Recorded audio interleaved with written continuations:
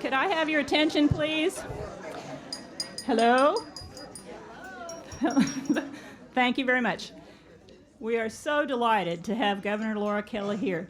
She is on a tight schedule due to a number of commitments in Wichita, so we're glad to have her here for us through the lunch hour, which won't be a full hour, but we are so extremely honored, Governor, to have you here. I don't need to tell this group what a tremendous job you have done for Kansas throughout your career in public service, and particularly during the last 4 years as our governor. In 2018, Kansas represented one of the biggest flip states from red to blue, winning by a large margin.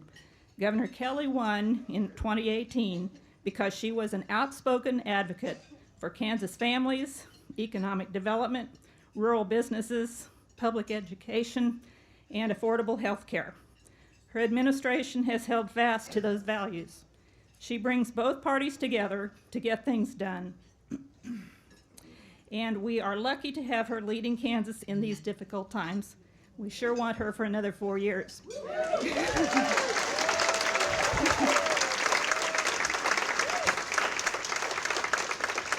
And I would be remiss if I didn't mention that as of 2 to 3 weeks ago, the Kansas Court of Appeals, it consists of 14 judges, is now half women. That's because of our governor. So without further ado, please help me welcome Governor Kelly.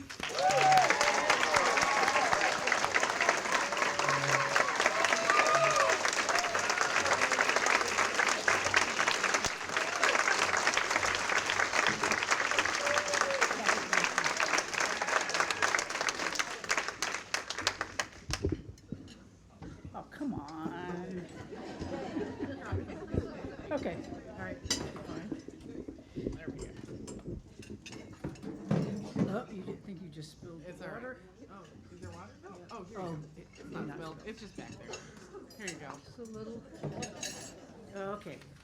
There we go. Okay, very good. A little housekeeping. All righty.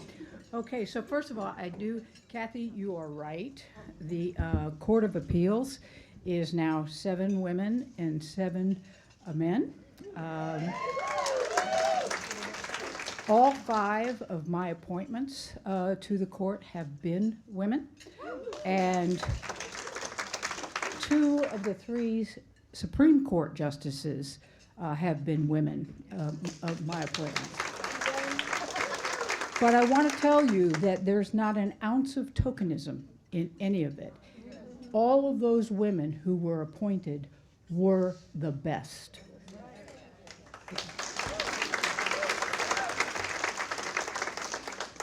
They got that job by hard work and talent. And, I know a lot of people will say that, I've done that because they were women. It's not true.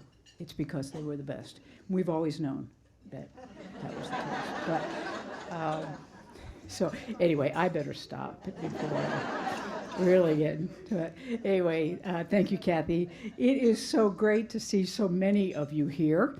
I think I was at the inaugural meeting of Women for Kansas back in 2014. So it's great to be back.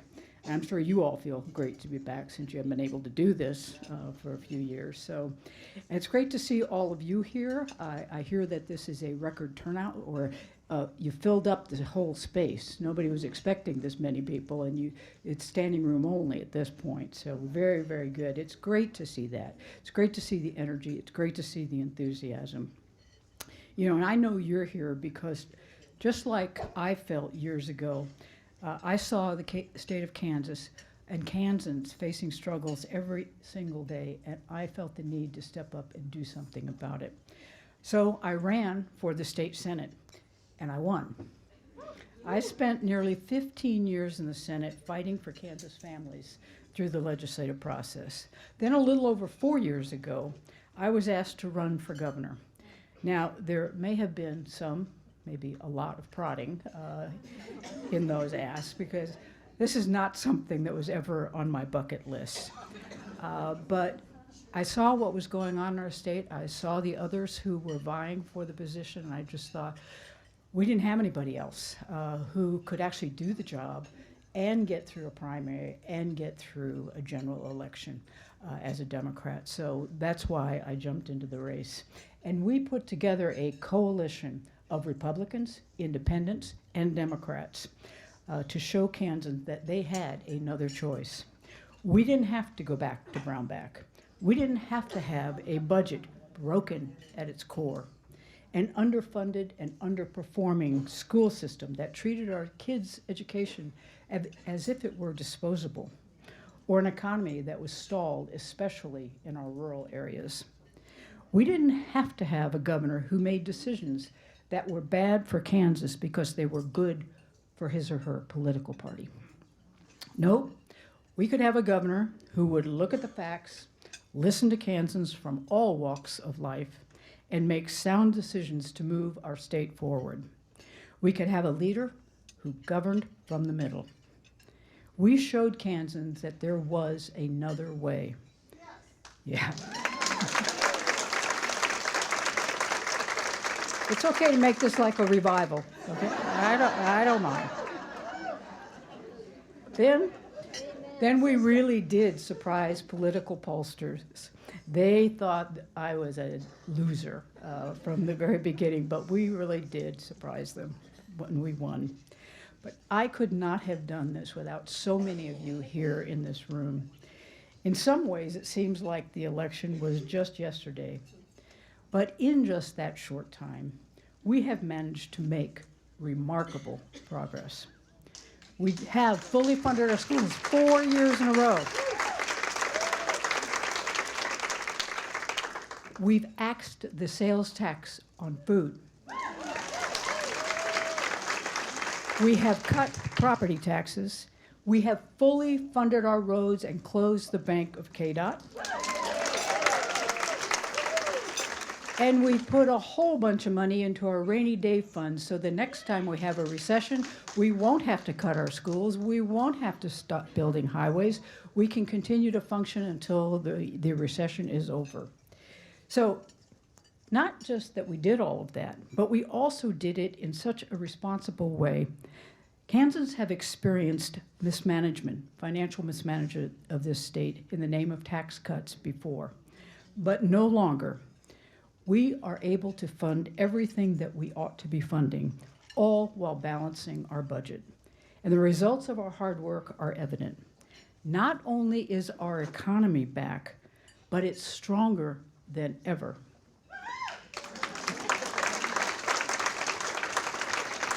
Our unemployment rate is the lowest in state history. We've brought in nearly $9 billion in new business investments to the state. We've created and retained over 42,000 jobs. We not only closed the Bank of KDOT, but we've invested in 1,000 new transportation projects across the state. And I apologize for the orange cones, but you have to suffer a little to make progress. And I'm proud to say that we have made the largest investment ever in our rainy day fund, $750 million, soon to be $850 million. And that's on top of the $1.5 billion budget surplus that we have.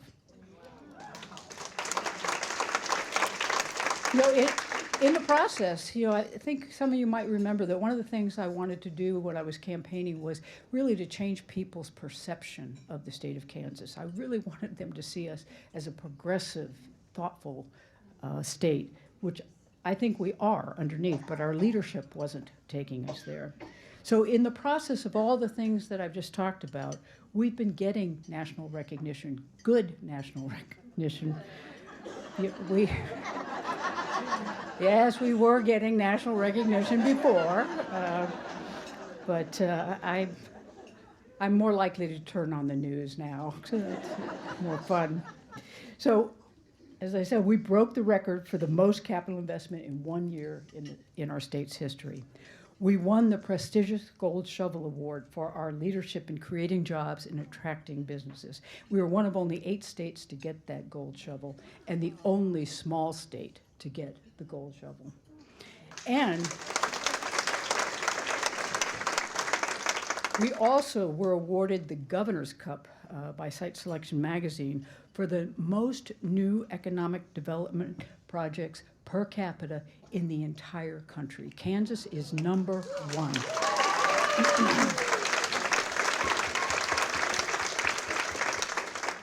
You know, to sum it up, I've been able to actually get things done for the people of Kansas, all while leading the state during a global pandemic.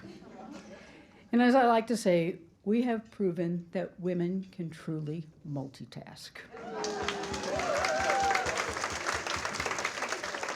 You know, Kansas was once the laughingstock of the nation because of that failed tax experiment, which we all cringe when we remember. But now we're leading the nation in job creation and common sense governance. But there are people who would like to take us backwards, years backwards. In fact, some of the politicians who drove our state into the ground 10 years ago, they'd like to have their keys back. Back to the days of budget deficits, 4-day school weeks, crumbling roads and bridges, and a stagnant economy. Back to the days of ideological experiments designed to rev up a political base, not to run a state.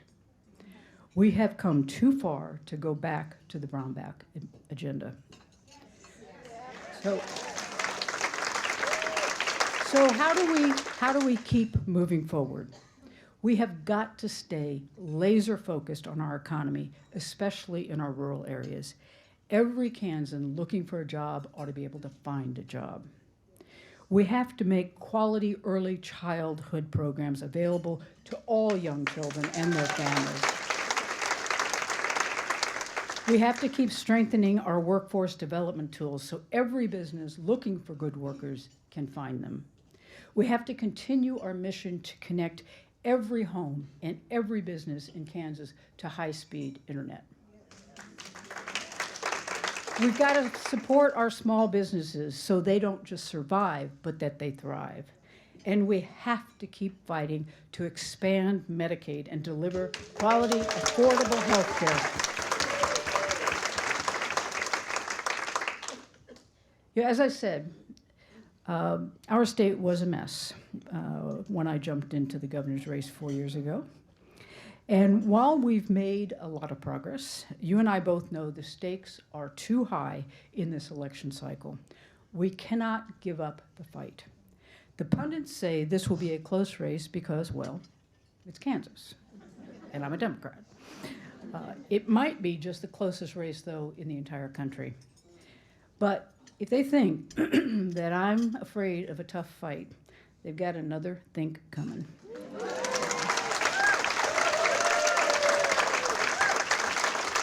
You know, it could be my sort of understated style that throws them off a bit. You know, I don't spend a lot of time yelling and screaming on cable TV or actually anywhere else for that matter, once my kids were grown. I am not big on calling people names. You know, I really am here to build bridges, not to burn them. You're welcome. I believe it is my responsibility to be as decent as the people who put me in this job.